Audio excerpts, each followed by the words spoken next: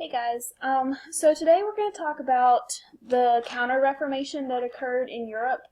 And basically the Counter-Reformation was just in response to the Protestant Reformation. So it was the Catholic response to the Protestants' invention of their religion. So Protestants were not the only ones who were dissatisfied with the way that the Catholic Church was headed. Even before Martin Luther, some Catholics had been trying to work towards reforms in the church. And like I said, the Counter-Reformation is just in response to the Protestant Reformation. So some early reformers that tried to reform the church before Martin Luther, one was Girolamo Savonarola. That's a mouthful. He was one of the first reformers to try to change the church from within. So he preached fiery sermons against the abuses of the church and also called for people of the church to melt down their gold and silver ornaments and use it to buy bread for the hungry and the poor members of the church. So people got on board with this. They were inspired by what Savonarola said, and they gathered up their jewelry and their trinkets and burned it in what's known as the Bonfire of the Vanities. And so the Pope was initially on board with Savonarola's work, but soon excommunicated him because the Pope thought that he was spreading ideas that were dangerous. And eventually he was executed in 1498. So this is just a picture of the Bonfire of the Vanities. So you can see they've built a platform here. People are bringing up their gold and their silver and throwing it onto the fire here in order to melt it down to give to the poor. Alright, so another reform group that came about was the Society of Jesus. And they were also known as Jesuits, and they're actually better known as Jesuits. It was a religious order founded in 1534 by Ignatius of Loyola. And Ignatius was a nobleman and a former soldier. So he was a Spanish soldier whose legs had been shattered by a cannonball during a battle. And he had to be taken to the hospital to have his legs rebroken and set correctly. But then eventually he had to have half of his leg sawed off. So during his months of recovery, his life pretty much changed. So he needed something to occupy his time until he could walk again. So he read the only material that was available to him in the castle where he was recovering. And the only material available was the biographies of saints. So at first, Ignatius of Loyola, he was bored by what he was reading.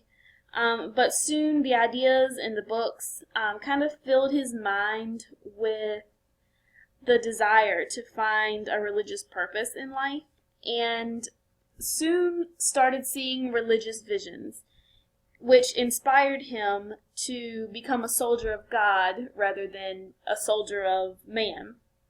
So he found the Jesuits. He was actually head of the society, and he was referred to as Father General.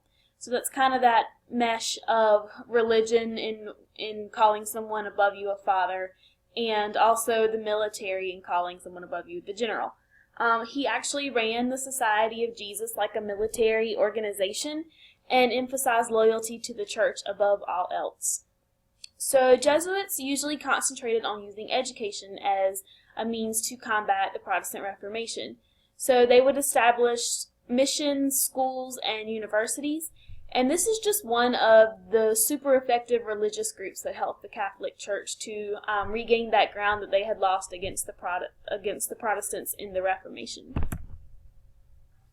Alright, so another method of reform was the Council of Trent. And this was convened by Pope Paul III to redefine the doctrines of the Catholic faith in 1545. And basically what this council did was examine the criticisms made by Protestants about the Catholic practices. And then they tried to fix the things that maybe made those Protestants believe those things about Catholic faith.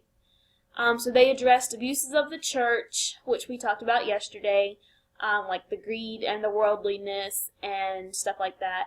A series of reforms addressed the corruption of the clergy. The training of priests was regulated, and that meant that financial abuse was curbed. And then finally, and probably most importantly, the sale of indulgences was abolished. So we said yesterday that indulgences were where you could kind of pay to have your sins remitted and be able to buy your way into heaven.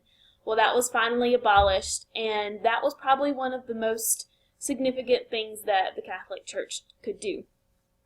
But another significant thing that happened in the Council of Trent was that the council rejected the Protestant belief of self-discipline and individual faith.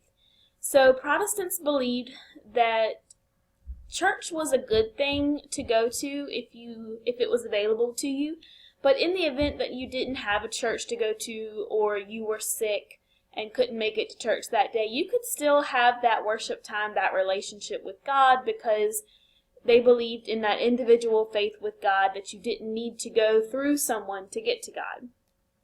So the council argued that the church could help people achieve salvation by using mystery and ceremonies to inspire faith. And a lot of Catholics who still remained Catholics agreed with this. So this is a picture of the Council of Trent meeting and discussing what kinds of stuff the Protestants are having problems with in the Catholic Church. So I would think that they would maybe be looking at the 95 Theses, or some of Erasmus's work, or any of the reformers that we talked about yesterday. They could be examining their work to figure out how they can fix the Catholic Church.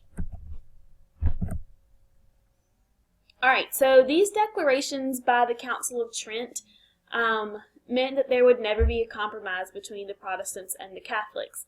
And this was a bold move, but it was effective in the revival of Catholicism. So places like Austria and Poland and many other parts of Europe returned to the Catholic faith, so they reconverted, and all Catholics everywhere felt renewed, re-energized, and revitalized in their faith, and they were bursting with confidence in the fact that their faith would remain for forever, and that they would be able to get a lot of people to heaven. So Jesuits actually used that renewed spirit to their advantage, and they expanded the church. So by 1700, we're jumping a couple hundred years here, they operated 669 colleges across Europe, and a lot of the future leaders of nations were actually students at their schools. So that meant that the Jesuit Society had some influence over political affairs. So they also had schools in places like Japan and India and China, and because of the schools they operated there, they gained information about lands and probably relayed that information back to their own government. Alright, so some reformers that were important to the council's mission is Charles Borromeo. He was the Archbishop of Milan, and he took drastic steps to implement the reforms. He built a school for the education of priests. Another important reformer is Francis of Sales. He worked to regain the district of Savoy, which had largely converted to Calvinism, and because of that missionary work, the people of Savoy returned to Catholicism. And he also co-founded a religious teaching order for women. So speaking of women and the church, women became much more important in this time period to the church than they previously had been. So before the Renaissance, most women who were involved in the church stayed secluded in convents, but by the late Middle Ages, women could help the poor, orphaned, and the sick.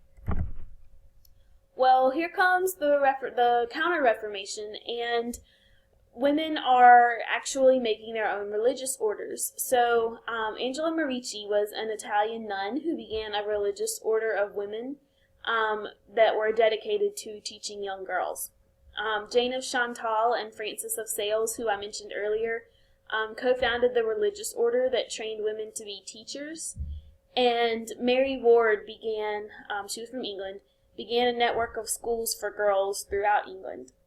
So, probably the most important woman to the reform effort is Teresa of Avila. And she became a nun at the age of 20 against her father's wishes. She actually ran away and joined a convent. But once she got there, she decided that their practices were far too lax for her taste, and she followed her own more strict rules about fasting, prayer, and sleep. So the church actually gave her permission to reform the Carmelite order of nuns, and she inspired many would-be Protestants to remain Catholic.